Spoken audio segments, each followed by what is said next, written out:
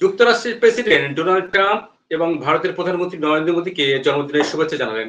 বললেন, বন্ধু, প্রশ্ন হচ্ছে ট্রাম্প আর মোদীর সম্পর্ক কি আবার ভালো হচ্ছে? আর যদি ভালো হয় তাহলে এর প্রভাব বাংলাদেশের উপর কেমন পড়বে? আর যদি পড়ে সেটি বা কেমন হতে পারে? এদিকে দিল্লির আন্তর্জাতিক বিশ্লেষকরা একটি সেমিনারে বলেছেন যে ভারতের স্বার্থবিরোধী কোনো সরকার যদি ঢাকায় ক্ষমতা আসার আশঙ্কা থাকে তাহলে চুপচাপ বসে থাকার কোনো কারণ নেই। তাহলে ভারত কি করতে চায়? আর এই সেপ্টেম্বরে যে শেখ হাসিনা দেশে ফিরবেন বলে দলের শীর্ষ নেতারা বলেছেন, সেই প্রস্তুতি কি দিল্লিতে শুরু হচ্ছে? সবটি নিয়ে আজ আলোচনা করব। আজ আমাদের নয়াদিল্লি থেকে যুক্ত হয়েছেন দিল্লির প্রেস ক্লাব অফ ইন্ডিয়ার সভাপতি এবং সিনিয়র সাংবাদিক গৌতম লাহিড়ী। দাদা, আপনাকে নমস্কার জানাচ্ছি এবং কৃতজ্ঞতা জানাচ্ছি আমাদের সময় দিয়েছেন। ধন্যবাদ।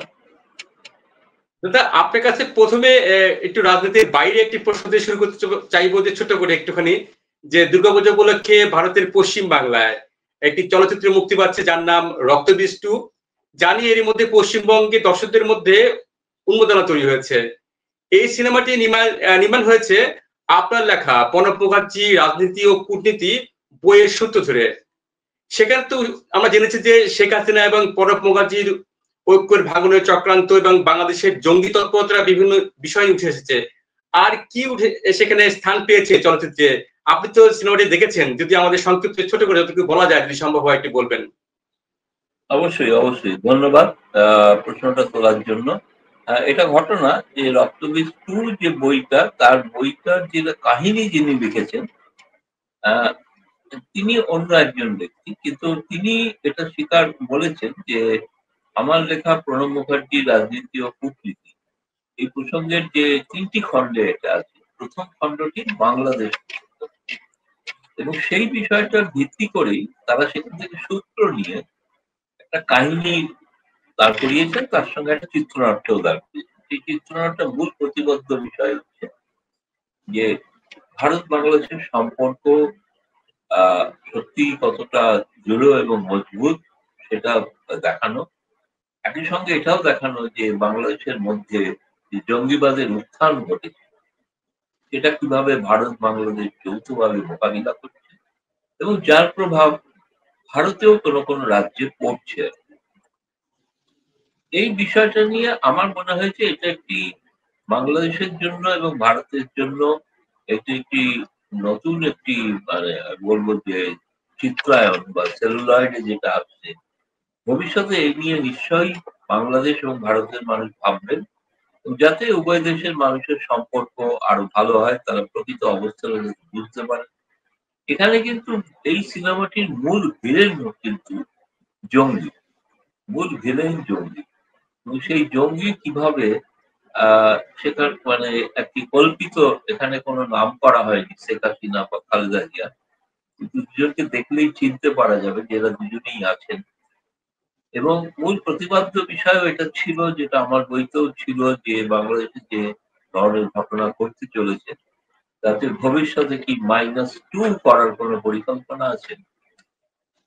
আমি এটা প্রশ্নবোধক চিহ্নে রেখেছিলাম, কিন্তু এরা ফিল্মেতে সেটা দেখিয়েছেন যে জঙ্গি শেখ হাসিনা এবং খালেদা জিয়া দুজনকেই হত্যা করার একটা পরিকল্পনা করেছে।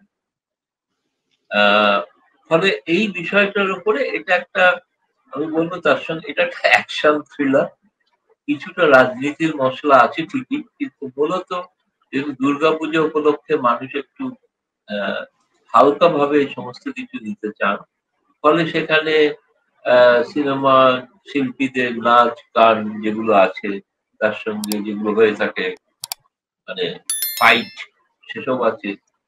তো একই সঙ্গে একটা রাজনৈতিক বার্তাও আছে। আমি খালি এইটুকুই বলতে পারি যে আমার মানে আমি যেটা লিখেছিলাম এটা একটা রাজনৈতিক ইতিহাস, আমি কোনো সিনেমার জন্য গল্প লিখি, কিন্তু এর ভিত্তিতে তারা একটা সিনেমা তৈরি করেছে, যেটা বাংলাদেশেরও বেশ কিছু ইতিমধ্যে সংবাদ মাধ্যমে তারা উল্লেখও করেছেন, অনেকে হয়তো জানেন না, যে বলেন, যেহেতু প্রকাশ্যে আমিও নিজে বলতে চাইনি যে আমার বইটার ভিত্তিতেই, এবং এই সিনেমাটা যারা দেখবেন তারা দেখতে পাবেন যে প্রথম চিত্রে গৌতম লাহিড়ী লেখক, তার বই তার একটা স্বীকৃতি দেওয়া আছে, এটুকুই বলতে পারি। জি, তো আমি চাইবো অনেক এটা সকলে দেখুক। আর বাংলাদেশের মানুষরা এখন আসতে পারছেন না দুর্ভাগ্যের বিষয়ে ভিসার কারণে। আমি চাইবো বাংলাদেশ ভারত সরকার যদি একটু সদয় ভাবে বাংলাদেশের মানুষকে একটু ভিসা দেন, কেবলমাত্র মানে মেডিকেল ভিসা নয়, বা মেডিকেল ভিসাতেও যদি আসেন কেউ, তার পরিবারের অনেকেও আসেন, তারা এসে ফিল্মটা দেখুন এবং দেখবে। আমার মনে হয় তারা একটা প্রকৃত ভারত বাংলাদেশের মৈত্রীর চিত্র দেখতে পাবে। দাদা, আপনাকে অগ্রিম শুভেচ্ছা জানাচ্ছি, অভিনন্দন জানাচ্ছি। এই এই চলচ্চিত্র দুটো ব্লকবাস্টার হয়, ইতিমধ্যে অনেক আলোচনা চলছে। সেই শুভ কামনা করে আমরা এখন ভারত বাংলাদেশের রাজনৈতিক প্রেক্ষাপট নিয়ে আলোচনায় ঢুকছি দাদা। ঠিক আছে, নিশ্চয়ই। আমি শুরুতে যেটা বলছিলাম যে ট্রাম্প এবং মোদিকে যে ফোন করেছিলেন, সেখানে বন্ধু সম্বোধন জানিয়েছেন। এরপরে অনেকে বলছেন যে যে যুক্তরাষ্ট্র এবং ভারতের যে দ্বিপাক্ষিক সম্পর্কের টানাপোড়েন চলছিল, সেটি একটি গতি আসবে। ট্রাম্প প্রকাশ্যে যেহেতু বলেছেন যে একসময় বাংলাদেশ ইস্যুতে, বরঞ্চ ট্রাম্প বলেছিলেন যে বাংলাদেশ ইস্যুতে যে বিষয়টি দেখবেন, ভারতের প্রধানমন্ত্রী নরেন্দ্র মোদী, আপনি জানেন যে ওয়াশিংটনে এটি বলেছিলেন। এর পরপরই নানা আলোচনা চলছিল, কিন্তু আসলে খুব বেশি কিছু প্রেক্ষাপটে দেখা যায়নি। এখন কি যদি ট্রাম্প এবং মোদীর সম্পর্ক ভালো হয়, সেক্ষেত্রে কি বাংলাদেশের এর প্রভাব পড়তে পারে, প্রতিফলন হতে পারে? আপনার দৃষ্টিতে কি মনে হয়? প্রথম কথা বলবো, এটা নিঃসন্দেহে যে ভারত এবং আমেরিকার মধ্যে সম্পর্কের একটা শীতলতা আমরা লক্ষ্য করছিলাম। যে শীতলতা আমরা দেখলাম যে প্রেসিডেন্ট ট্রাম্প ভারতের উপরে যে ধরনের শুল্ক আরোপ করেছেন, সেটা খুব অস্বাভাবিক। তাতে ভারতের শিল্প এবং বণিক মহলের নিঃসন্দেহে তারা একটা চাপে পড়বেন। কিন্তু ভারত একটা বৃহৎ রাষ্ট্র, ফলে তার বিকল্প রাস্তাও তারা খুঁজেছেন। আমার মনে হয় মার্কিন প্রশাসন যেটা বুঝেছে যে ভারতকে ভয় দেখিয়ে কোনো লাভ নেই। ওই ধরনের চাপ দিয়ে, শুল্কের চাপ দিয়ে লাভ কি? লাভ হচ্ছে পৃথিবীটা তো অনেক বড়, একমাত্র আমেরিকাই তো পৃথিবী নয়। ফলে অন্যান্য দেশের সঙ্গে ভারত তৎক্ষণাৎ যে বাণিজ্যিক সম্পর্ক তৈরি করার চেষ্টা করত, শুরু করত, যার মধ্যে যুক্তরাজ্য আছে, যার মধ্যে ইউরোপিয়ান ইউনিয়ন। আমার মনে হয় ট্রাম্পের বোধহয় এটা পরবর্তী সময় একটা বোধোদয় হয়েছে, যে কথাটা তিনি তার কমেন্টে একটা উক্তিতে বলেওছেন। সেটা হচ্ছে যে আমি রাশিয়া চীনের কারণে ভারতকে হারাতে চাই, এরকম ধরনের একটা কমেন্ট ছিল, যে রাশিয়া এবং চীনের কারণে ভারত আর কি আমাদের থেকে সরে যাচ্ছে। সেই উপলব্ধিটা একটা খুবই বড় উপলব্ধি, এবং সেই কারণে তিনি হয়তো এখন সিদ্ধান্ত নিতে পারেন যে আমরা শুনছি যে যে ধরনের শুল্ক আরোপ করা হয়েছিল, সেই শুল্ক থেকে অনেকটা রেহাই ভারতকে দেওয়া হতে পারে। ফলে যে শীতলতাটা ছিল নরেন্দ্র মোদীর জন্মদিনে, আপনি জানবেন কেবলমাত্র ট্রাম্প নয়, সারা বিশ্বের সমস্ত রাষ্ট্রে তারা প্রধানমন্ত্রী, রাষ্ট্রপতিরা নরেন্দ্র মোদীকে শুভেচ্ছা দিয়েছেন, অনেকে ভিডিও বার্তা পাঠিয়েছেন। আমি এখনো জানি না যে বাংলাদেশের চিফ অ্যাডভাইজার মুরিনুস দিয়েছেন কিনা, হয়তো নিশ্চয়ই তিনি দিতে পারেন, আমরা সেটা জানি না এখনো। কিন্তু সমস্ত বিশ্ব জুড়ে যে যেটা দেওয়া দিচ্ছে, তার থেকে এটা বোঝা যাচ্ছে নরেন্দ্র মোদীর একটা গুরুত্ব। নরেন্দ্র মোদী তো একজন ব্যক্তি নন, তিনি একটা ভারতের একজন প্রধানমন্ত্রী। প্রধানমন্ত্রীর পদটাই গুরুত্ব। এবং ভারত একটা উন্নয়নশীল দেশ, এবং যে দেশের আর্থিক প্রবৃদ্ধি অনেক জায়গা থেকে বেশি, আগামী বেশ কয়েক বছরের মধ্যে এটা তৃতীয় বৃহত্তম অর্থনীতিতে রূপান্তরিত হতে পারে। কি করে আমেরিকার মতো একটা রাষ্ট্র ভারত ছাড়া কোনো বাণিজ্যিক কোনো সম্ভাবনার কথা ভেবে থাকতে পারে? ফলে সেই কারণে আমার ধারণা, এবার তুমি যেটা মূল প্রশ্ন করেছো বাংলাদেশে কি প্রভাব, মনে আছে নরেন্দ্র মোদী যখন গিয়েছিলেন, তখন এই রাষ্ট্রপতি ট্রাম্প বলেছিলেন যে বাংলাদেশের প্রশ্ন হওয়ার পর যে বাংলাদেশের বিষয়টা হলো নরেন্দ্র মোদী। তো এতদিন যে শীতলতাটা ছিল, শীতলতা কেটে গেলে তাহলে নরেন্দ্র মোদী এবার আমেরিকার অনুমতি নিয়ে বাংলাদেশে যেতে শুরু করবে। ফলে বাংলাদেশের বিষয়টা কলকাতায় একটা খুব গুরুত্বপূর্ণ কমান্ডার্স কনফারেন্স হয়ে গেছে, যেখানে সিদ্ধান্ত হয়েছে কোনো সামরিক কোনো আগ্রাসনের কোনো সিদ্ধান্ত হয়নি। যে সিদ্ধান্ত হয়েছে প্রতিরক্ষা সংক্রান্ত, নিরাপত্তা সংক্রান্ত যে সিদ্ধান্তগুলো, তার মধ্যে আছে যে ভারত একটা নতুন একটা আবিষ্কার করছে, যে মিসাইল চক্র, যেটাকে বলা হচ্ছে সুদর্শন চক্র, যাতে সমস্ত পৃথিবী এবং যেটা ভারতের বিভিন্ন সীমান্তবর্তী এলাকায় লাগানো হবে এবং তার থেকে ভারত বাকি সমস্ত অন্য দেশগুলি রাষ্ট্রগুলি তাদের গতিবিধিগুলো তারা সেগুলো সহজেই ধরতে পারবে। কিন্তু প্রধানমন্ত্রী নরেন্দ্র মোদী সেই সম্মেলনের উদ্বোধনে যে কথাটা বলেছেন যে ভারত এখন নতুন একটি সামরিক নীতি তৈরি করেছে এই অপারেশন সিন্দুরের পর। সেই নীতিটি হলো ভারত যদি কোথাও কোনোভাবে আক্রান্ত হয় তাহলে কোনো দিক কোনো বিবেচনা না করে ভারত প্রত্যাখ্যান করবে, ভারত পাল্টা প্রত্যাখ্যান করবে। এই কথাটা নরেন্দ্র মোদীর থেকে। এখনো পর্যন্ত আমার মনে হয় বাংলাদেশের থেকে এখনো সেরকম কোনো আশঙ্কা থ্রেট আমরা এখনো ভারতে এখন দেখিনি। কিন্তু যদি হয় তাহলে নিশ্চিতভাবে ভারত সরকার নিরাপত্তা বিবেচনা করে একটা ব্যবস্থা নেবে। ফলে তুমি যেটা বলছো যে বাংলাদেশের বিষয়টা নিঃসন্দেহে ভারত আমেরিকার সম্পর্ক উন্নত হওয়ার অর্থ যে আমি বলছি না যে বর্তমান সেটা বাংলাদেশের উপর কোনো চাপ, তা আমি বলছি না। তো আমি যেটা বলতে চাইছি সেটা হচ্ছে নিশ্চিতভাবে এই জিওপলিটিক্স এর কারণে যেটা মনে হয়েছিল যে ভারত কি একটু পিছিয়ে পড়ছে, বাংলাদেশের ব্যাপারে কোনো চিন্তা ভাবনা করছেন না, উপেক্ষা করছে। কারণ হচ্ছে ভারতের ইমিডিয়েট প্রয়োজন ছিল আমেরিকার সঙ্গে সম্পর্কটাকে স্বাভাবিক করা, চীনের সঙ্গে সম্পর্কটা একটা না শত্রুতা না বন্ধুত্ব এরকম একটা জায়গায় নিয়ে আসা। রাশিয়া তো পাশে আছে। ফলে এই সমস্যাটা যখন প্রায় একটা স্থিতাবস্থায় এসছে এবার ভারত সরকার নিঃসন্দেহে বাংলাদেশ ভাবতে শুরু করে এই বিষয়ে কোনো এইখান থেকে আমার একটা প্রশ্ন আছে যে যুক্তরাষ্ট্র এবং ভারতের সমঝোতার কথা বলছেন, সেক্ষেত্রে কি বাংলাদেশের প্রধান উপদেষ্টা ডক্টর মোহাম্মদ ইউনূসের টিকে থাকার বা না থাকার কিছুটা কি নির্ভর করছে? ভারত কোনো কারণেই কোনো বাংলাদেশে যেই ক্ষমতায় আসুক তাকে উৎখাত করার জন্য ভারত, ঠিক আছে, বাংলাদেশের মানুষ এটা ঠিক করবে।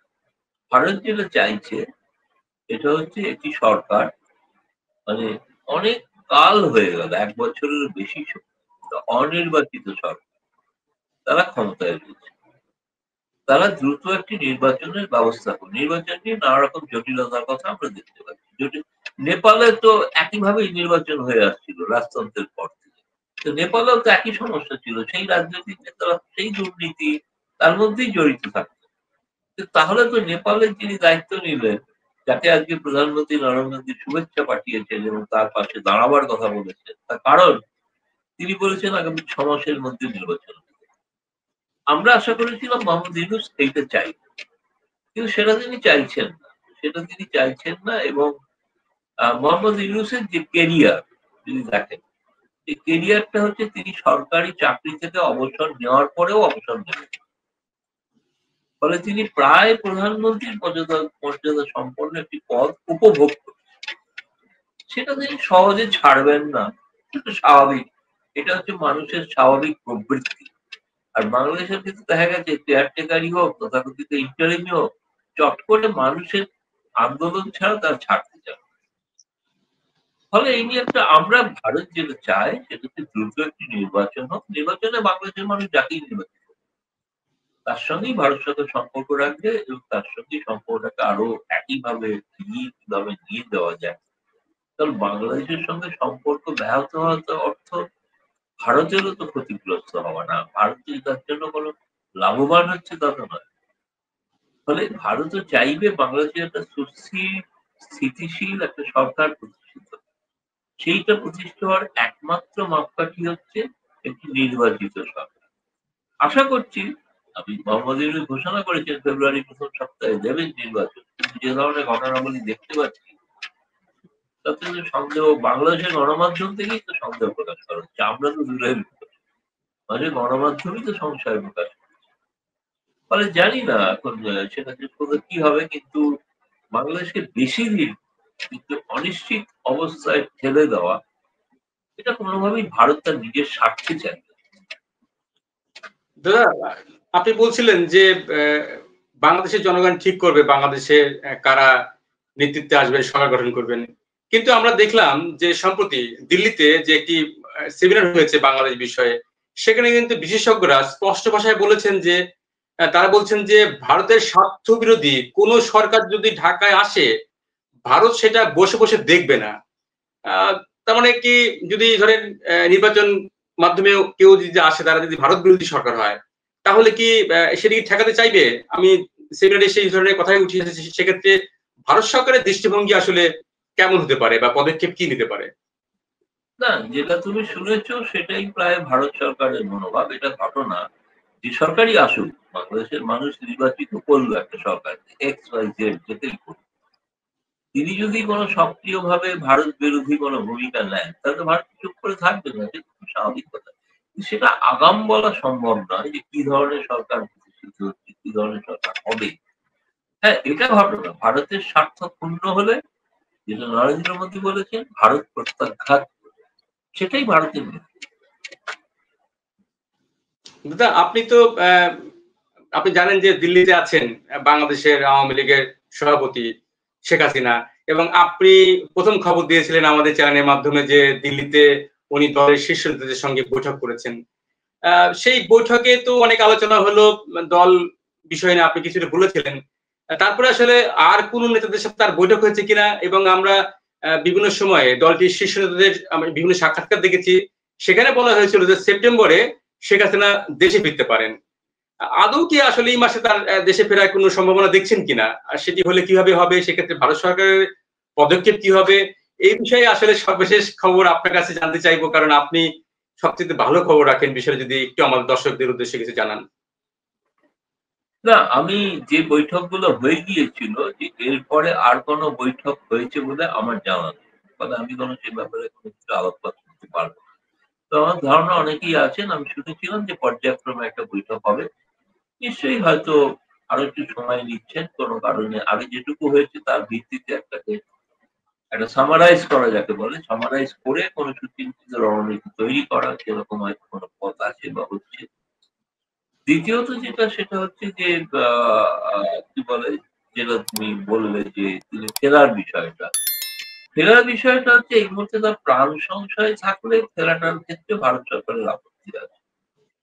মানে প্রাণ সংশয় যদি না থাকে, তিনি যদি স্বাভাবিক রাজনৈতিক কর্মকাণ্ড করতে পারেন, স্বাভাবিক বলতে আমি বলছি না যে এরকম যে যেরকম আগের মতো করতে, কিন্তু ১৯৮১ সালে ফেরার পর তিনি তো একটা রাজনৈতিক কর্মকাণ্ড করেছিলেন 111 সরকার থাকাকালীন সময়, এমনকি খালেদা জিয়া থাকাকালীন সময়।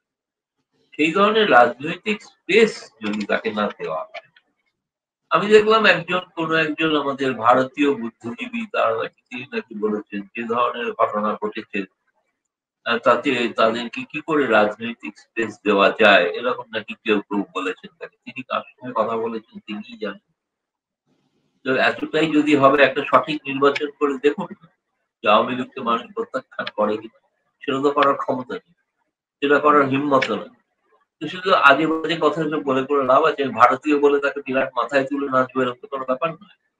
প্রথম কথা হচ্ছে, তিনি তো এই কথাটা বলেননি কেউ। আমার তো দুর্ভাগ্য লাগে এটাই যে ভারতীয় সাংবাদিক বুদ্ধিজীবী যারাই যান বাংলাদেশে, তারা প্রথম কথা কেউ এই প্রশ্নটা তোলেন না কেন ১০০-র উপরে সাংবাদিক জেলে খুনের মামলা দেওয়া হয়েছে, তাদের পরিবার কেমন। এই কথাগুলো কেন বলে? শেখ হাসিনা অন্যায় করেছেন, আরে অন্যায় করেছেন বলে কিন্তু ক্ষমতার বাইরে, তো তার জন্য বর্তমান অন্যায়গুলোকে সবটা স্বীকৃতি দিতে হবে। এটা কোনো কথা হলো? আমি তো সেই ভারতীয়দের ওপর আমি ধিক্কার জানাই যারা এই প্রশ্নটা তোলে না। আমাকে যখন একজন বলেছিল যে কলকাতার কোন একজন হাই কমিশনের কোন একজন প্রেস সেক্রেটারি, আমার কাজ সকলের সঙ্গে দেখা করা, তার সঙ্গে দিল্লিতেও দেখা করি, এবং দিল্লিতে এটাও বলছি যে আগামী ২৭ তারিখ এখানে ইলিশ উৎসব আছে বাংলাদেশ মিশনে, সেখানেও আমি আমন্ত্রিত। ফলে সেখানে তারা কেউ ছবি দেন না। উনি কেউ একজন ছবি দিয়েছেন অতি উৎসাহে, তারপরে মনে হয়েছে যে এরকম ব্যাপার। কিন্তু আমি তো বাংলাদেশে যাইনি, তারপরে আমার তো যাওয়ার ক্ষেত্রে কিন্তু শর্ত আছে। আমি যেতে চাই, বাংলাদেশ আমার প্রিয় স্থান, প্রিয় জায়গা। আমার শর্ত হচ্ছে, প্রথমত যারা জেলে আছে তাদের ব্যাপারে আমার খোঁজ খবর নিতে হবে, কারণ আমি ভারতীয় প্রেস ক্লাবের সভাপতি। তার পরিবার কেমন আছে সেটা জানতে হবে। আর একটা প্রশ্ন মানুষের মধ্যে ঘুরছে, সেটা হচ্ছে সেন্ট মার্টিন কেন বাংলাদেশিদের জন্য নিষিদ্ধ। ফলে আমি বাংলাদেশ সাংবাদিক সহ সেন্ট মার্টিনে যেতে চাই। তৃতীয়ত, আমি জানতে চাই, আমার কাছে বহু অভিযোগ এসেছে যে এত ১ বছরের মধ্যে মোহাম্মদ ইউনূস বহু আর্থিক সুবিধা আদায় করে নিয়েছে, সঠিক বেঠিক আমি জানি না। আমি তাকে জিজ্ঞাসা করতে চাই এগুলো সঠিক না বেঠিক। ফলে এই ৩টি বিষয় আমার তো জানতে পারলে আমি তো তবেই যাবো সেখানে। বাকি সাংবাদিকরা সেখানে গিয়ে বসে ইলিশ খাওয়া, আতিথ্য নেওয়া, 5 তারা হোটেলে থাকা, এর জন্য কি যাচ্ছেন নাকি বুদ্ধিজীবীরা যাচ্ছেন? কি জন্য যাচ্ছেন? কোথায় বুদ্ধি? আর প্রথম কথা, এরা কেউ জানেন না। এরা যাই বলে থাকুন তাদের কথা ভারত সরকার পাত্তা দেয় না। ভারত সরকারের কাছে একমাত্র পছন্দের রাজনৈতিক দল, আপনারা পছন্দ করুন বা না করুন, সেটা হচ্ছে আওয়ামী লীগ। প্রথম পছন্দ আওয়ামী লীগ, দ্বিতীয় পছন্দ আওয়ামী লীগ, তৃতীয় পছন্দ আওয়ামী লীগ, বাকিরা চতুর্থ স্থান। কারণ বাকিরা হচ্ছে জঙ্গি। জঙ্গিদের সঙ্গে কেন ভারত, এই কথাটাই হয়তো তুমি শুনে থাকবে ভারতীয় কোন সাবেক পররাষ্ট্র সচিব হরসিমলাই তিনি বলেছেন যে বাংলাদেশে যে এমন কোন সরকার আসে যেটা ভারত বিরোধী বলে মনে হয়, তাকে ভারত, তার জন্য ভারত সরকারকে সতর্ক থাকতে হবে, এটাই তিনি বলেছেন।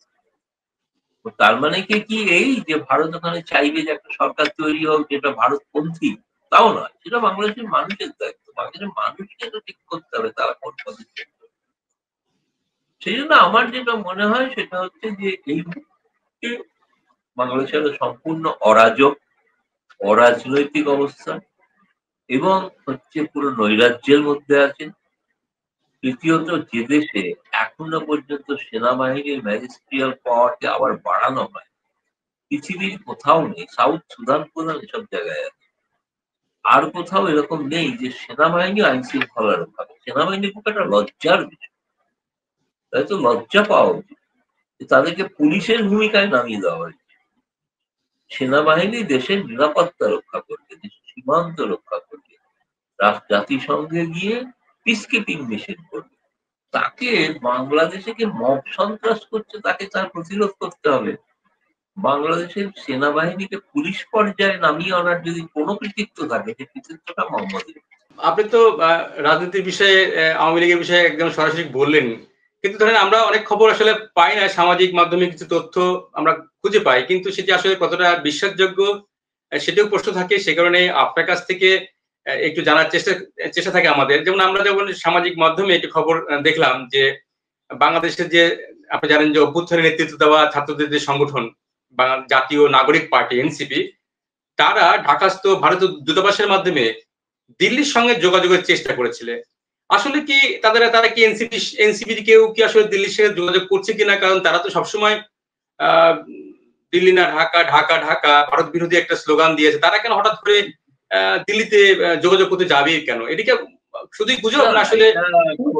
স্বাভাবিক। এবং বাংলাদেশ একটা স্বাধীন সার্বভৌম রাষ্ট্র, তারা তাদের নীতি নিজেরাই ঠিক করবেন। কিন্তু ভারত একটা বৃহৎ প্রতিবেশী রাষ্ট্র, 4000 কিলোমিটার।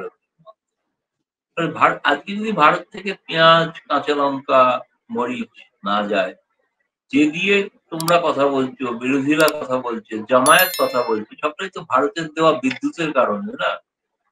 ভারত যদি 1200 মেগাওয়াট বিদ্যুৎ বন্ধ করে, চোখে তো অন্ধকার দেখবে ভাই বাংলাদেশ। আমি তো সেই কথাই বলি, আমি আকাশ সীমাটা বাদই দিলাম যে আকাশ সীমা বন্ধ করে দেওয়ার, কিন্তু বিদ্যুৎ তো যাচ্ছে সেখান থেকে, ভারত থেকে নেবে। আপনি তো বলছেন না যে ভারতের বিদ্যুৎ নেবো না। আপনি কার বিদ্যুৎ নেবেন? কোথা থেকে নেবেন? কে দেবে? পাকিস্তানকে চাইলেও পাকিস্তান আপনাকে জঙ্গি দিতে পারে, অস্ত্র দিতে পারে, আইএসআই দিতে পারে, লস্করে তৈবা দিতে পারে, বিদ্যুৎ তো দিতে পারবে না। বিদ্যুৎ তো ভারত থেকে নিতে হবে। ভারত তো বন্ধ করেনি ভাই। ভারতের যে এত অপমান করা সত্ত্বেও ভারত বন্ধ, ভারতের পতাকা পা দিয়ে মারিয়ে, তা সত্ত্বেও তো ভারত বিদ্যুৎ বন্ধ করে। ফলে আমার মনে হচ্ছে আপনি যেটা তুমি বলছো এটা সঠিক কথা।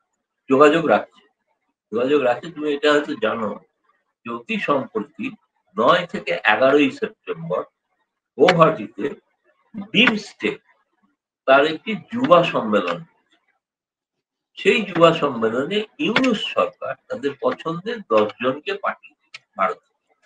তারা কারা? এটা বাংলাদেশের সংবাদ, একটা বাংলাদেশের সংবাদপত্র লিখতে পারেনি। আমি একটি কাগজে দেখেছি, ছোট করে একটি সংবাদ বেরিয়েছে, নয়াদিল্লি প্রতিনিধি পাঠিয়েছিল। বাকি বাংলাদেশের একটি কাগজে দেখিনি, লেখার সাহস নেই, জানে না, লিখতে পারবে না, লিখলে চাকরি যাবে। কারণ কারা এসেছিল বাংলাদেশ থেকে? সেই 10 জন কে? এই 10 জন কি এনসিপির কেউ? কিন্তু সেটা ইউনূসের চয়েস করা। ইউনূস নিজে চুজ করে পাঠিয়েছেন সেই 10 জনকে, একটু ভারতের সঙ্গে সখ্যতা বাড়াও। এটা ঘটনা। তার মধ্যে জামায়াতের ছিল কিনা আমি বলতে পারবো না, যাই। এইটা ঘটনা যুবা। এবং সেখানে বিষয় কি ছিল? ভারত সরকারের পররাষ্ট্র মন্ত্রণালয় প্রেস বিবৃতি লেখা আছে যে উত্তর পূর্বাঞ্চল, ভারতের উত্তর পূর্বাঞ্চল হবে আগামী দিনে বঙ্গোপসাগরের সংশ্লিষ্ট রাষ্ট্রগুলির একটা করিডর। সেখানে যে সম্মেলনের প্রস্তাব আলোচিত হয়েছে আমাদের বাংলাদেশ যে উত্তর পূর্বাঞ্চল নাকি বিচ্ছিন্ন, সেই উত্তর পূর্বাঞ্চলকে বঙ্গোপসাগরের সমস্ত রাষ্ট্রের সঙ্গে যোগাযোগ করে দেওয়ার জন্য একটা করিডর তৈরি করা, সেটা প্রস্তাবে ভারত সরকারের প্রেস রিলিজে আছে। আমি কোনো বানিয়ে বলছি না, তো প্রেস রিলিজ থেকে বলছি। দ্বিতীয়ত, সেখানে এটা বলা আছে ভবিষ্যতের এইসব দেশগুলোতে রাজনৈতিক নেতৃত্ব কেমন হবে সেটা নিয়ে একটা আলোচনা হয়েছে। তাহলে এই সমস্ত যুবা প্রতিনিধি যারা এসেছিল তারা তো শুনে গেছে ভারত সরকারের মনোভাব। একা ভারত সরকার না, বিমস্টেক মানে বাংলাদেশ, ভুটান, নেপাল, মায়ানমার, থাইল্যান্ড এবং ভারত, তাই না? এদের যেটাকে বলা হয় সকলে এখন বলছে জেনজি। এই জেনজি এসেছিল, বাংলাদেশের জেনজি এসেছিল ভারতে। তারা তো তাদের যদি আসতেই হয়, তারা তো ভারত হাই কমিশনের থেকে ভিসা নিয়েই তো বিনা ভিসায় তো আসেনি। তাহলে তাদের তো লজ্জা কেন? তারা হঠাৎ, আমি তো দেখলাম যুবা যদি সকলেই পুরুষ হন, তাহলে হিজাবে কেন মুখ ঢেকে আছে? হিজাবটা খুলে বলুন যে আমরা গিয়েছিলাম ভারতে, হিম্মত থাকতে। বলতে সাহস পাচ্ছেন না। সুতরাং তুমি যেটা বলেছো সঠিক কথা, এবং এইটা সঠিক কথা মানে এটা ভারতের পররাষ্ট্র মন্ত্রণালয়ের বিবৃতি, এটাই বলতে যাবে। একদম সঠিক প্রশ্ন। বিপ্লব, জি, অসংখ্য ধন্যবাদ দাদা। আজকে আরো কয়েকটি বিষয় আলোচনা ছিল, কিন্তু অনেক বড় হয়ে গেছে, এই জন্য আপনাকে ধন্যবাদ জানাচ্ছি দাদা, কৃতজ্ঞতা জানাচ্ছি আপনার এই মূল্যবান বিশ্লেষণের জন্য। আবার ভালো থাকবেন এবং আগামীতে আপনার মতামত জানতে চাইবো দাদা। অবশ্যই তোমরাও ভালো থেকো, বাংলাদেশের মানুষ ভালো থাকুক, ভারত বাংলাদেশ মৈত্রী দীর্ঘজীবী হোক। দর্শক, আপনারা শুনলেন দিল্লির প্রেস ক্লাব অফ ইন্ডিয়ার সভাপতি গৌতম লাহিড়ীর বিশ্লেষণ। তার এই বক্তব্যের মধ্যে উঠে আসলো যে ভারত আমেরিকার সম্পর্কের মধ্যে দিয়ে বাংলাদেশে এর কি প্রভাব পড়তে পারে সে বিষয়টি যেমন জানলেন, এবং ভারতের স্বার্থ বিরোধী কোনো সরকার যদি বাংলাদেশে আসে সেক্ষেত্রে ভারত যে চুপচাপ বসে থাকবে না তারও তিনি ইঙ্গিত দিলেন। পাশাপাশি সেপ্টেম্বরে এই মাসে শেখ হাসিনার দেশে ফেরার যে কথা দলটির শীর্ষ নেতারা বলেছিলেন সেটিও গোপনে এগোচ্ছে বলেও তিনি বিশ্লেষণে তুলে ধরলেন। আর সবচেয়ে বড় কথা যে এনসিপি দিল্লির সঙ্গে যোগাযোগ রাখছেন সেটি আজকে তুলে ধরলেন দিল্লির সিনিয়র সাংবাদিক গৌতম লাহিড়ী। দর্শক, আপনি মতামত জানান যে কেন এনসিপি হঠাৎ করে দিল্লির সাথে যোগাযোগ তৈরি করছেন। জানান আপনার মন্তব্য, লিখুন কমেন্ট বক্সে।